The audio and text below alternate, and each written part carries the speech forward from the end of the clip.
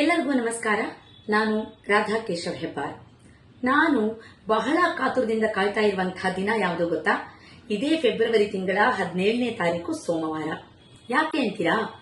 February 17ರ ಸೋಮವಾರದಂದು ನಮ್ಮ ಬೆಂಗಳೂರಿನ ರವೀಂದ್ರ ಕಲಾಕ್ಷೇತ್ರದಲ್ಲಿ ಬೆಂಗಳೂರಿನ ದೊಡ್ಡ ಕಲಾತಂಡ ಆಗಿರುವಂತಹ ಅಕ್ಷರ ಕಲ್ಚರಲ್ ಅಕಾಡೆಮಿಯ ಮುಖ್ಯಸ್ಥರು, ಸಂಸ್ಥಾಪಕರು, ನಾಯಕರು, ಮಾಲೀಕರು, ಎಲ್ಲಕ್ಕಿಂತ ಮುಖ್ಯವಾಗಿ ಸಾರಥಿಗಳು ಆಗಿರುವಂತಹ ಡಾಕ್ಟರ್ ಗೌರಿ ಪ್ರಸಾದ್ ಎನ್ಆರ್ ರವರು ಅಕ್ಷರ ಕಲ್ಚರಲ್ ಅಕಾಡೆಮಿಯ ವಾರ್ಷಿಕೋತ್ಸವ ಕಾರ್ಯಕ್ರಮವನ್ನ ನಮ್ಮ ಬೆಂಗಳೂರಿನ ರವೀಂದ್ರ ಕಲಾಕ್ಷೇತ್ರದಲ್ಲಿ ಹಮ್ಮಿಕೊಂಡಿದ್ದಾರೆ.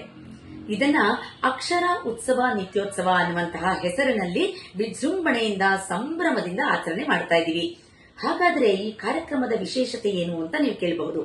ಅವತ್ತು ಬೆಳಗ್ಗೆ 9 ಗಂಟೆಯಿಂದ ಶುರುವಾದ್ರೆ ರಾತ್ರಿ 9 ಗಂಟೆವರೆಗೂ ಇಡೀ ದಿನ ನಿಮಗೆ ಸಂಪೂರ್ಣ ಮನೋರಂಜನೆಯನ್ನು ಕೊಡುವಂತಹ ಕಲೆ, ಸಾಹಿತ್ಯ, ನಮ್ಮ ಕನ್ನಡದ ಸಂಸ್ಕೃತಿಯನ್ನ ಮುಂದಿಟ್ಟುಕೊಂಡು ಅದನ್ನ ಉಳಿಸುವ, ಬೆಳೆಸುವ ಒಂದು ನಿಟ್ಟಿನಲ್ಲಿ ಈ ಕಾರ್ಯಕ್ರಮವನ್ನ ಹಮ್ಮಿಕೊಂಡಿದ್ದಾರೆ ನಮ್ಮ ಡಾಕ್ಟರ್ ಗೌರಿ ಪ್ರಸಾದ್ ಸರ್ ಅವರು. ಹಾಗಾದ್ರೆ ಈ ಕಾರ್ಯಕ್ರಮದ ಮತ್ತೊಂದು ವಿಶೇಷತೆ ಏನು ಅಂತ ನೀವು ಕೇಳಬಹುದು. ನಮ್ಮ ಅಕ್ಷರ ಉತ್ಸವ ನಿತ್ಯೋತ್ಸವ ಕಾರ್ಯಕ್ರಮದ ಉದ್ಘಾಟನೆ ಮಾಡೋದಕ್ಕೆ ಯಾರು ಬರ್ತಾ ಇದ್ದಾರೆ ಗೊತ್ತಾ? ಕನ್ನಡದ ನಾದಬ್ರಹ್ಮ ಹಂಸಲೇಖ ಸರ್ ಅವರು ಬರ್ತಾ ಇದ್ದಾರೆ. ಅವರ ಜೊತೆಗೆ ಶ್ರೀಮತಿ ಅಶ್ವಿನಿ ಪುನೀತ್ ರಾಜ್ಕುಮಾರ್ ಅವರು ಇರ್ತಾರೆ. ಕನ್ನಡದ ಪ್ರಣಯ ರಾಜ ಶ್ರೀನಾಥ್ ಸರ್ ಅವರು ಇರ್ತಾರೆ. ಕನ್ನಡದ ನಟ ನಿರ್ದೇಶಕ ಆಗಿರುವಂತಹ ಎಸ್ ನಾರಾಯಣ್ ರವರು ಇರ್ತಾರೆ. ಕನ್ನಡದ ಮತ್ತೋರ್ವ ನಿರ್ದೇಶಕರಾಗಿರುವಂತಹ ಸಾಯಿ ಪ್ರಕಾಶ್ ಸರ್ ಅವರು ಇರ್ತಾರೆ. ಜೊತೆಗೆ ಬಿಬಿಎಂಪಿಯ ವಿರೋಧ ಪಕ್ಷದ ನಾಯಕರಾಗಿರುವಂತಹ ಶಿವರಾಜ್ ಸರ್ ಅವರು ಕೂಡ ಇರ್ತಾರೆ.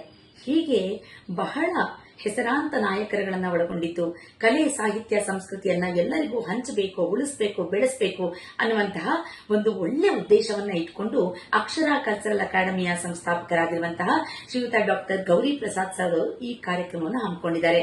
ಮರಿಬೇಡಿ, ಫೆಬ್ರವರಿ 17 ಸೋಮವಾರ. ನಾನಂತೂ ಕಾಯ್ತಾ ಇದ್ದೀನಿ.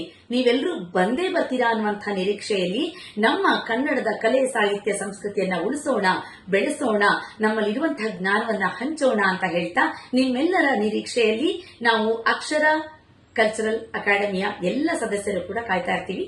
ನಮಸ್ಕಾರ.